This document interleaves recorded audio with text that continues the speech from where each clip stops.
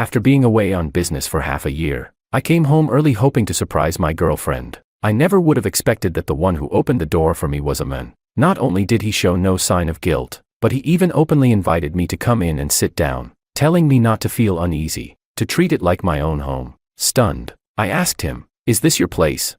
He replied righteously, "Of course not. Are you dumb or something? This is your home. Don't you recognize it?"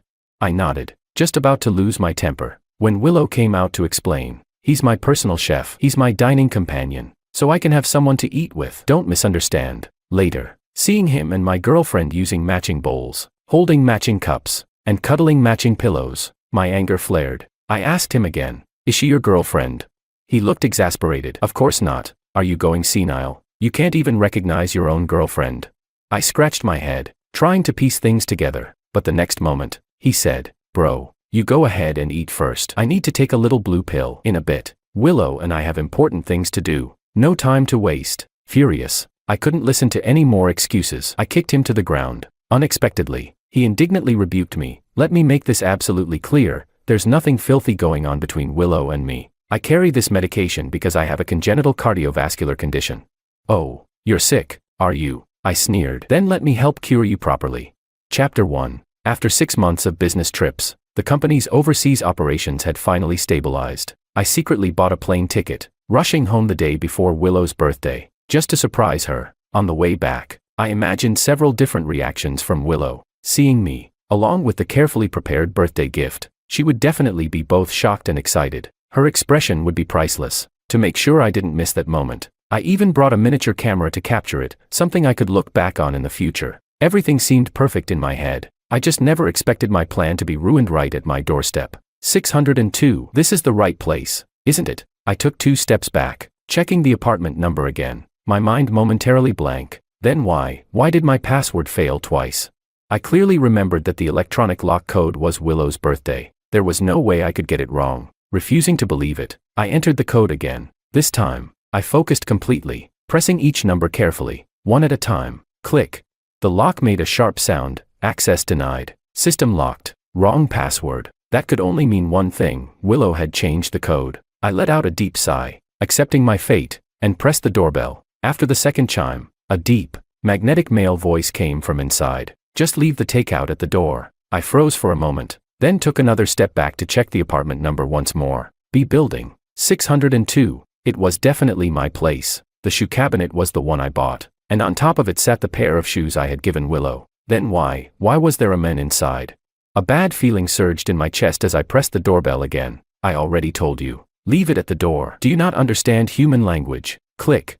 The door suddenly swung open. A tall, lean man appeared in front of me, holding a spatula in his hand, glaring at me with hostility. But in the next second, when he got a clear look at me, his expression shifted ever so slightly. Still, his tone remained unfriendly as he frowned and asked, "Who are you looking for?" I didn't answer. Dragging my suitcase, I pushed past him and walked straight inside. "What the hell are you doing?" Makoto snapped. "This is trespassing. I'll call the cops on you." I ignored him. Instead, I scanned the room, taking in the arrangement of furniture and decorations. Then, I slowly shifted my gaze back to Makoto, narrowing my eyes. "Shouldn't I be the one asking that question?" I said coldly. "Who are you? Why are you in my house? And where is Willow?" Chapter 2. Just as Makoto and I were locked in a tense standoff, a sweet, delicate voice came from the doorway. "You naughty guy, why did you send me such a big bouquet of flowers? It was such a hassle to carry it all the way back." Willow stood at the entrance, changing her shoes as she spoke. "I had to hold it all the way home,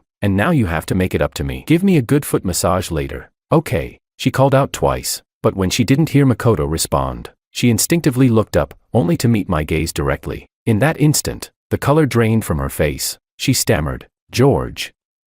Why are you back?" As soon as the words left her mouth, she hurried toward me. Makoto hesitated for a moment, then chose not to argue with me anymore. Instead, he turned back into the kitchen, grabbed a bottle of red wine, and casually placed it on the dining table. Willow, on the other hand, ran up to me, unable to hide her excitement as she threw herself into my arms. "You came back so suddenly. Why didn't you tell me in advance?" She hugged me tightly, but I didn't have the urge to return the embrace. The woman in front of me, the one I had been with for 5 years, felt strangely unfamiliar. I asked directly, "Who is he?" I never beat around the bush. I say what I think, straight to the point. Willow frowned slightly. "Him? She looked at me helplessly. You forgot, didn't you? I told you about him before. He's the chef I hired from our neighborhood. He also eats with me sometimes. It gets too boring to eat alone. I furrowed my brows, trying to recall. Now that she mentioned it, I vaguely remembered her bringing it up. Willow was a singer and live-streamed for a living, which often meant irregular meals. Since I had to be away for over half a year, I was worried about her health. So even while traveling, I frequently ordered food deliveries for her. But most of the meals I arranged were healthy salads and home-cooked dishes. She got sick of them after just a week, so she found a small-scale meal service in our neighborhood, someone who would cook fresh meals just for her. It cost about 1,500 yuan a month, and she'd have all 3 meals taken care of, clean, homemade, and nutritious. I remember when she first told me about it, I was fully supportive. I even sent her an extra 10,000 yuan, telling her to get the best meals available and not to skimp on herself. She was thrilled, happily accepted the money, and that was that. I just never expected. Since when did this meal service include cooking at home? Willow explained quickly. Seeing the displeased look on my face, it wasn't like this at first, she said. But later on, fewer and fewer people subscribed to the meal plan, until I was the only one left. So Makoto figured he might as well come over and cook for me directly. As she spoke, Makoto brought out a freshly prepared dish and placed it on the table. He wiped his hands and smiled politely. That's right. It's been tough running a restaurant these past few years, and even the meal service wasn't doing well. This way, Mr. Wong, you can at least try my cooking. Yeah. Sit down and give it a try. Makoto is an amazing cook. It's really delicious. Willow's eyes lit up as she spoke, and she eagerly grabbed a pair of chopsticks for me. I had barely sat down when Makoto casually said to Willow, Willow, Mr. Wong just got home. Shouldn't you get him a drink? Oh, right. Willow suddenly realized, flashing me an apologetic smile before getting up to fetch a drink. She reached for a blue cup on the table, but Makoto clicked his tongue in disapproval. Silly girl, why are you using that one? That's my cup. Willow froze, then quickly put it back, looking a little embarrassed as she searched for another one. She couldn't find one. Makoto chuckled. Dummy. Then, he casually walked over to a cabinet and pulled out a clean glass cup for her. Willow pursed her lips but didn't seem annoyed. One of them was serving rice, the other was pouring me a drink, and I just sat there, watching the two of them move around the kitchen in perfect sync. For a brief moment, I felt like they were the real couple living in this home, and I was just a guest, a distant, unfamiliar guest. That feeling lingered until Willow placed a cup of water in front of me. She naturally wrapped her arms around mine, leaning in close. Honey, why do you look so serious? That single word, honey, snapped me back to reality. Oh, right. Willow was my girlfriend. She and I were the ones who built this home together. I parted my lips, just about to say something. Crash. A loud shattering noise came from the kitchen, followed by Makoto's startled voice. Before I could react, Willow had already rushed over in alarm. I didn't bother looking toward the kitchen, but I could still hear their voices from inside. Ugh. Seriously, you're so clumsy, always making a mess. You never let me have a moment of peace. Makoto sighed. The plate was too slippery.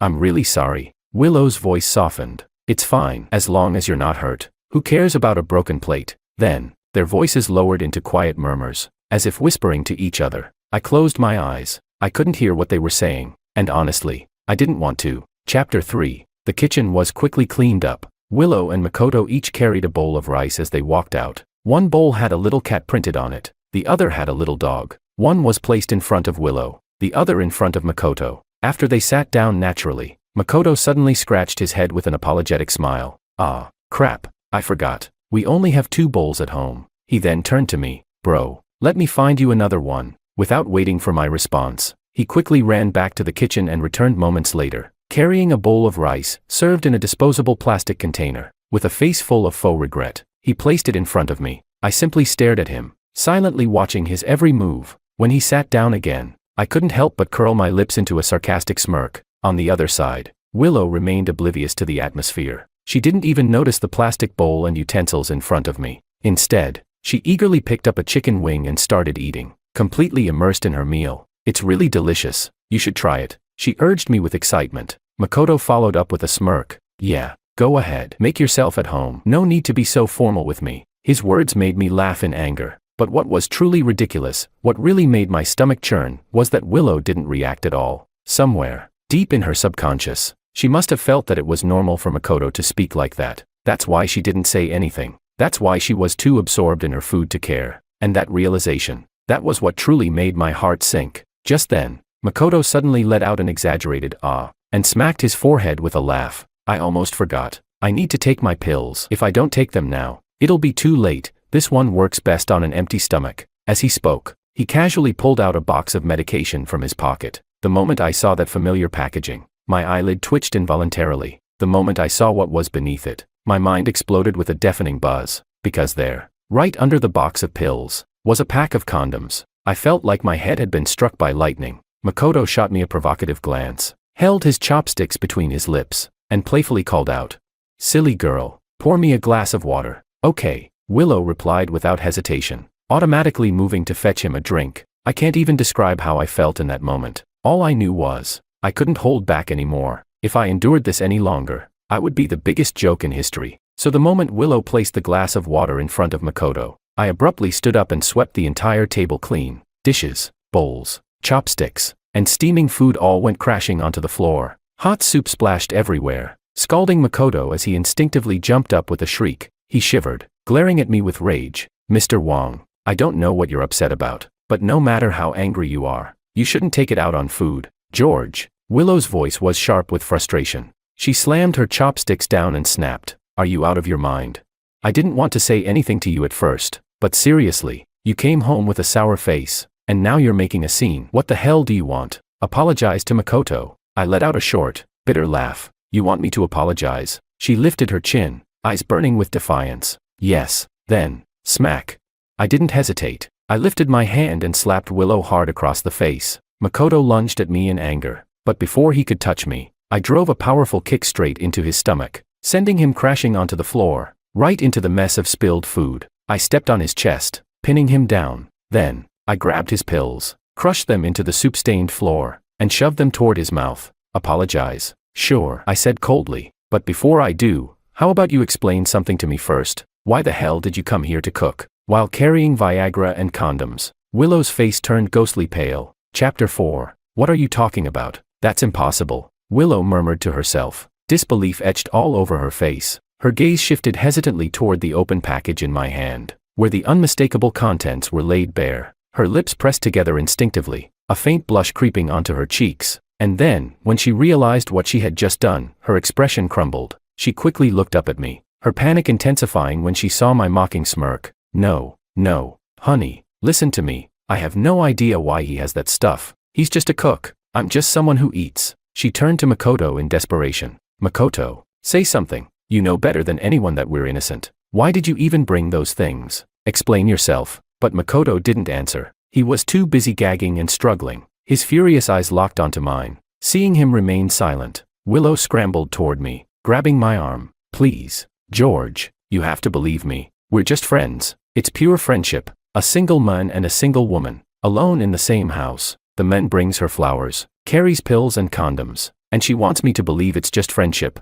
She might dare to say it, but even she didn't have the guts to believe it. I pulled my arm away from her grip, my face completely devoid of expression. Willow was truly panicking now. Her voice trembled. "We've been together for over 5 years. If you don't trust him, don't you at least trust me? I'm a traditional woman. I don't even wear short skirts. I swear to you, I have no idea why he brought those things." Tears streamed down her face as she cried and swore her innocence, looking ready to swear on her life if it would convince me. I was done. I didn't want to argue anymore. Instead, I turned my attention to Makoto. From the moment I walked through that door, he had done nothing but provoke me. He had the audacity to act like this was his home. Makoto glared at me, his eyes bloodshot and filled with defiance. His voice was laced with venom. "George, I have nothing to explain. The truth speaks for itself. I just know that when someone has a filthy heart, they'll see filth everywhere they look." He deliberately emphasized the last words, his tone dripping with provocation. I wasn't about to indulge him. Instead, I pressed my foot down harder,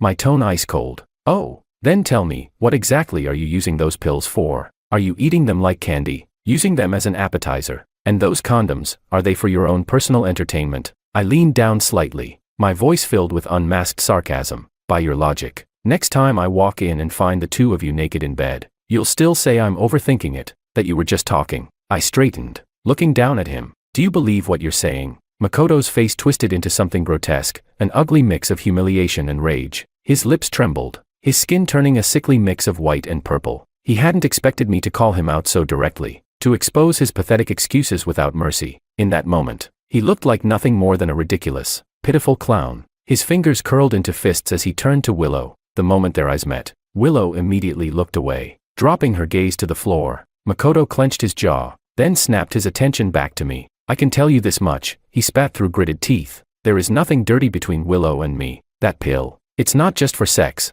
I take it because I have a congenital heart condition. His voice cracked as he practically screamed at me. There. I've shared my personal medical history with you. Are you happy now? And with that, he shoved me off, shot to his feet, and stormed out of the apartment. Bang. The door slammed shut behind him. Willow stared at the door in stunned silence. For a long moment, she didn't move. Then, finally, she spoke. So, he was sick. My head snapped toward her. I could hardly believe what I was hearing. And then, just when I thought she couldn't be any more absurd, she turned to me, frowning. George, why do you have to be so aggressive? Makoto has already had such a hard life, and yet you still had to hit him where it hurts. Doesn't your heart ache at all? I could feel my own pulse pounding in my skull. A sharp, throbbing pain. I didn't know if my heart hurt, but my head. My head felt like it was about to explode, especially when I looked into Willow's clear, yet infuriatingly naive, eyes. Just in case I wasn't mad enough, she added.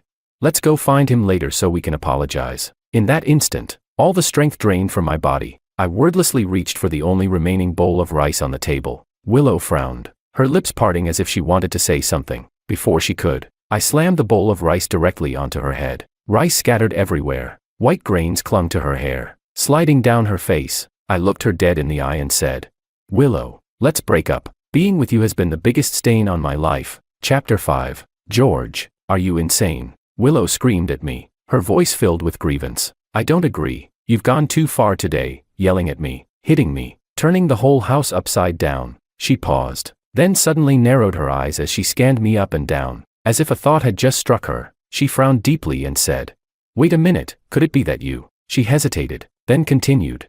Could it be that you are the one who has someone else outside, and now you're making up all these accusations just to force me into a breakup? Her eyes widened in realization, as if she had just uncovered some great conspiracy. The more she thought about it, the more convinced she became. She fixed her eyes on my face, closely examining my reaction, and when she saw the sheer disbelief and speechlessness twisting my expression, she gasped and shrieked. I knew it. You do have someone else. Her voice rang through the apartment like an air raid siren. Her eyes turned red, and her voice choked with emotion. George, how could you do this to me? At that moment, I genuinely couldn't tell if Willow was truly this dumb, or if she just thought I was dumb enough to fall for this nonsense. 3 glaring logical fallacies in one sentence. Changing the subject. False attribution. Strawman argument. Just moments ago, we were talking about her and Makoto. Instead of responding or explaining, she abruptly threw out a completely unrelated accusation that I had someone else. In doing so, she successfully blurred the focus of the conversation. Suddenly, her ambiguous behavior with Makoto was no longer the issue. Instead, I was the guilty party. She had turned my entirely reasonable doubts into unjust persecution. The moment I unraveled this twisted logic in my mind, my anger, fueled by betrayal and humiliation, began to dissipate. I started to feel cold. I looked at the woman in front of me, the woman I had spent almost 5 years with. When had she become like this? Had the image of that pure, radiant girl in my memory always been an illusion? A filter I had painted over reality? I didn't know. I only knew one thing. I didn't want to love her anymore. Willow stiffened under my gaze, shifting uncomfortably. Her voice turned dry and defensive. Why are you looking at me like that? If anyone here has done something wrong, it's you, not me, I asked calmly.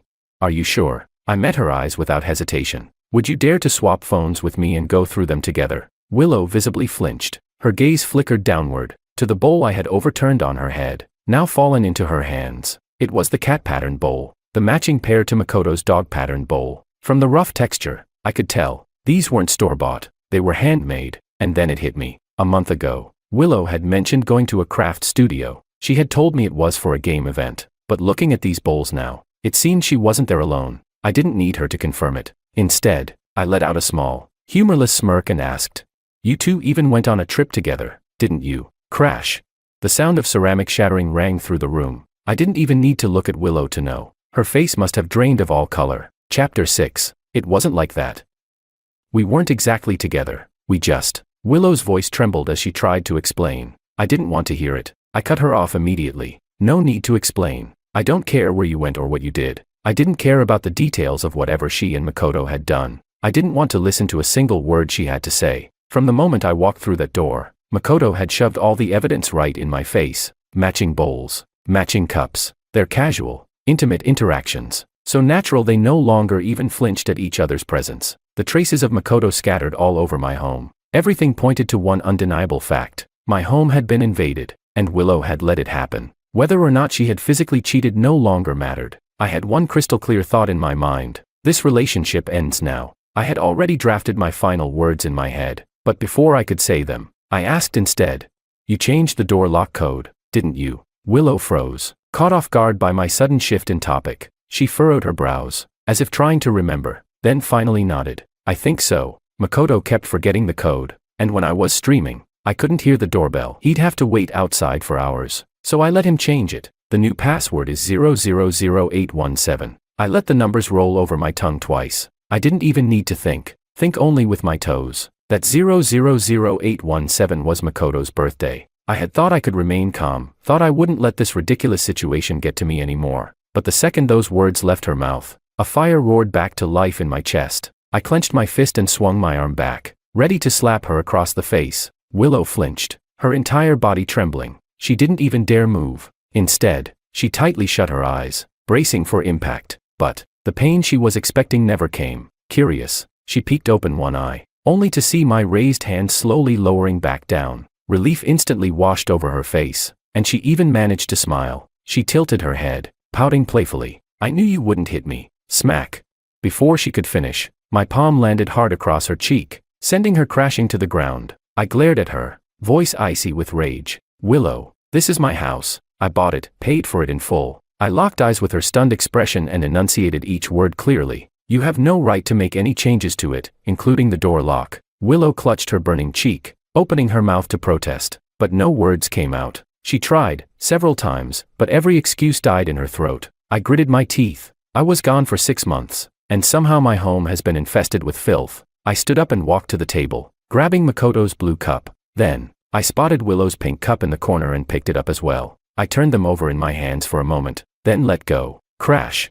The cups shattered into pieces, scattering across the floor. I sighed mockingly. Oops, slipped. I scanned the living room, and finally realized just how much it had changed. Cheap, ugly curtains, white lace combined with dark gray drapes, giving the room a morbid, funeral-like feel. A green sofa, decorated with 2 bright red rabbit pillows. On the purple bedspread, a white swan was embroidered. Next to it, Willow's name. And worst of all, the solid blackwood TV stand I had specially ordered had been painted an awful, vomit-colored yellow. The sheer hideousness of it made my head spin. I nearly choked on my own breath, fury boiling over. I stormed into the bedroom. The moment I saw the entirely new bedsheets, sheets I had never seen before, I let out a sharp, bitter laugh. Willow followed closely behind me. She caught my reaction, then quickly glanced at the bed. Her face immediately flushed red. Panicking, she rushed to explain. It's not what you think, Makoto.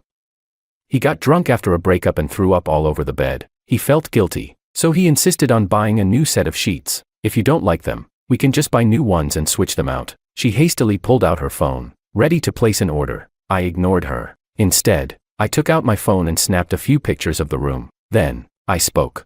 Hold on a second. I need to call my lawyer and my financial advisor. They'll need to assess the total property damage. Willow froze. She stared at me in disbelief. What do you mean? I glanced at her indifferently. Is it really that hard to understand? Did you really think you and Makoto could trash my home, and I'd just let it slide with a simple oops? My bad. Willow, I'm not running a charity. With that, I walked past her, heading toward my study. Willow stood frozen in place, her eyes filled with confusion and disbelief. Chapter 7. The 2 friends I had called over were efficient. In just over an hour, using my descriptions, receipts, and invoices for large purchases, they quickly estimated the total damage. That comes to 278,000 yuan. I laid out the neatly organized documents in front of Willow and showed her the photos I had taken. Pausing briefly, I continued.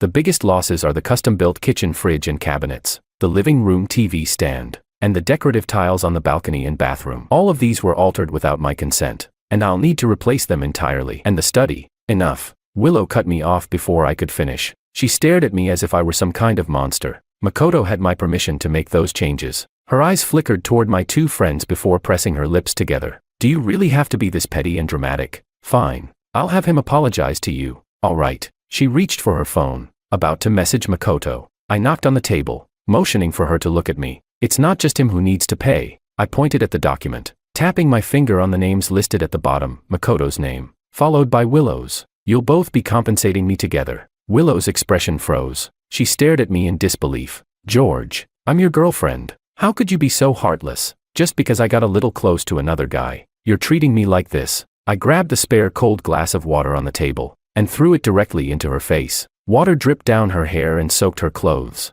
I raised my voice. If you can't understand simple words, go see a doctor. I've already broken up with you, so stop trying to twist this into a relationship issue. You and Makoto caused extensive damage to my property. If you refuse to pay, we'll settle this at the police station. Willow's face darkened instantly. She yelled my name. George. If this were before, I might have felt guilty at the sight of her anger. I might have rushed to comfort her, to coax her into smiling again. But now, I didn't even want to look at her. Without hesitation, I pulled out my phone and dialed the police. The second the call connected, Willow suddenly lunged forward and ended the call. Her lips trembled as she spat. Fine. Her whole body shook with fury. You really have to do this. Huh. Fine. We're breaking up, but don't come begging me later. I exhaled slowly. The pounding in my head only grew worse. How could she still be fixated on the breakup and infidelity, when the real issue was the 278,000 yuan worth of damage? In her mind, did our relationship outweigh everything, even financial loss? As Willow huffed and dramatically dragged her suitcase toward the door, I called out. Wait. She froze. A triumphant, smug smile crept onto her face as she turned back. I knew it. You still can't let me go, can you? If you apologize right now, I might be merciful enough to forgive you and take you back. I looked at her as if she were an idiot. No, I just need you to send me Makoto's contact information. You both need to pay for the damages. Neither of you are getting away with this. Willow's face fell. She reluctantly sent me Makoto's contact and stormed out without looking back. Before I shut the door, I heard a choked sob from outside. Didn't concern me. All I cared about now was getting my compensation. I created a group chat with Willow and Makoto. I named it Compensation Chat. The first message that popped up was from Willow. Love Nest. I glanced at it and ignored her stupidity. Thankfully, she quickly deleted the message. I tagged both of them and sent the detailed compensation list. Please transfer the payment within 10 days. Then, I muted the chat. I didn't care how they decided to split the amount. That was their problem, not mine. I spent the rest of the day cleaning my apartment, throwing out all the garbage that had taken over my home. Without all that tacky, ridiculous junk, the place finally looked somewhat normal again. The next day, I changed the door lock and installed security cameras at the entrance and inside the apartment. On the third day, I hired a deep cleaning team to sanitize every inch of the apartment. While cleaning the bedroom, one of the workers found something under the bed, a ripped pink lingerie set. Do you want us to throw this away? They asked. I almost told them to burn it, but after a moment, I changed my mind. Wait, I took a photo of it and sent it to the compensation chat. Is this yours? Makoto immediately responded with a voice message. Yeah, it's mine. So what? I bought it for Willow. She never wore stuff like that for you, did she? Jealous? I raised an eyebrow. My reply was calm. That's great. I found it under the bed. Since you two slept in my bed, I don't want it anymore. I'll be adding the cost of a new mattress and solid wood bed frame to the compensation list, 46,000 yuan. The chat went silent for a full minute. Then, Makoto suddenly spammed the group with multiple 1-minute voice messages, ranting like a madman. I smirked and ignored them. Instead, I sent legal documents prepared by my lawyer, outlining property damage laws. Makoto, who had been full of bravado just seconds ago, immediately went quiet. A long pause. Then Willow finally typed, George, do you really have to do this to me? I sent another message. Intentionally damaging property can result in 3 to 7 years in prison. She stopped responding. For the first time, the group chat fell completely silent. On the 8th day, Willow and Makoto finally showed up at my apartment. Willow instinctively tried to enter the door code, only for the system to deny her 3 times in a row. Her face went pale. That's when she realized I had changed the lock and the code. She called me. Her first words.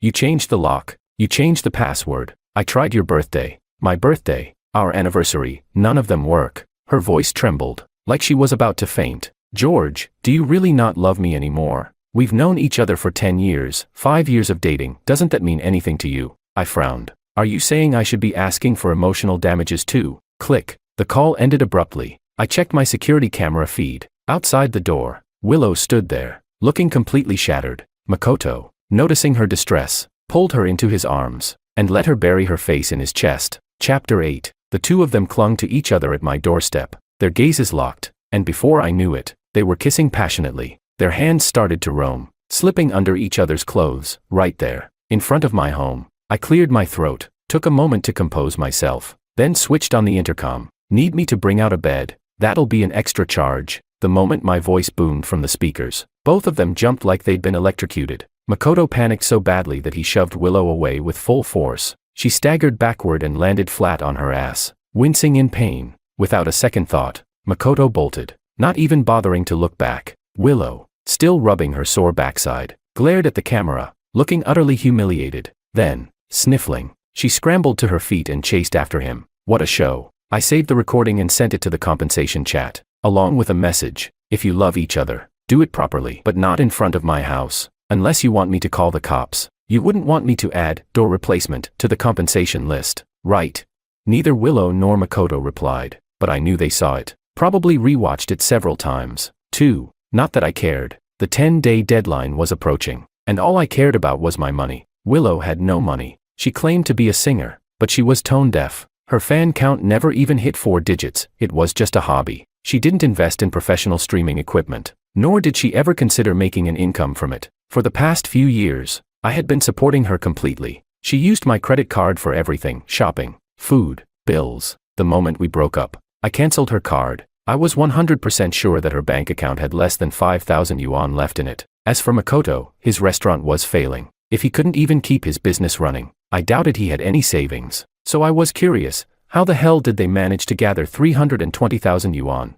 What I didn't expect was for them to bring the money in a briefcase, swaggering up to me like some mafia deal. Willow yanked open the case, grabbed a handful of cash, and hurled it toward my face. George, you just wanted money, right? Take it. I caught the bills midair, quickly checked them. Real money. Interesting. Willow reached for another stack, ready to chuck more at me, but I snatched the briefcase before she could. Enough theatrics. Let's go to the bank and verify it. I gave her no chance to continue her tantrum, leaving her so furious that she nearly choked. On the way to the bank, Willow and Makoto held hands tightly. They clung to each other, whispering, hugging, kissing. Willow kept sneaking glances at me, waiting for some sign of jealousy or regret. I didn't spare them a single glance. I only cared about the money. Once the total amount was confirmed and deposited into my account, I exhaled in relief. Finally, this disaster was over. I turned to leave, but Willow grabbed my sleeve. I frowned and looked down at her. Her lips trembled, but she hesitated. For a long moment, she said nothing. Just as I was about to lose patience, she finally spoke, voice shaking. From now on, we'll never see each other again. Take care. Then, she lowered her voice, almost whispering, you know, you'll never find another woman as good as me. Was she serious? I almost laughed. Was she trying to gross me out on purpose? Without a word, I peeled her fingers off my sleeve one by one. Then, with a smirk, I said, then I wish you two a long, happy life together. May you have many, many children. With that, I walked away, deleted and blocked both of them, went home, packed my things, and put my apartment up for sale. Shortly after, I boarded my flight overseas. 2 months later, I got a call. Apparently, Willow had gone back to my old apartment in the middle of the night, and got into a fight with the new owner. It got so bad that they both ended up at the police station. Willow caused a scene, threatening self-harm, demanding to see me. The new owner contacted the realtor, who then reached out to me. That's when I found out Willow had borrowed money to pay me back. Not just 320,000 yuan, she had borrowed 500,000 yuan. After repaying me, she spent the rest on vacations and shopping with Makoto. They had the time of their lives, until the debt collectors came knocking. Willow had no money, so she asked Makoto to pitch in. Makoto agreed immediately, and the next morning, Makoto was gone. So was Willow's phone, wallet, and the last few hundred yuan she had left. With nowhere to turn, she thought of me again. She wanted to beg for forgiveness, but when she saw another woman in my home, she lost it and started a fight. That's how she ended up at the police station. And now, the realtor cautiously asked me over the phone, brother, she's insisting on talking to you. What do you want to do? I barely looked up from my work email. Ignore her. I don't know her. If she broke the law, let the cops deal with her. She deserves everything coming her way. I hung up. A few moments later, the realtor sent me a video. Willow collapsed on the floor, sobbing hysterically. I didn't watch it. I didn't reply. This was her choice. She had no one to blame but herself.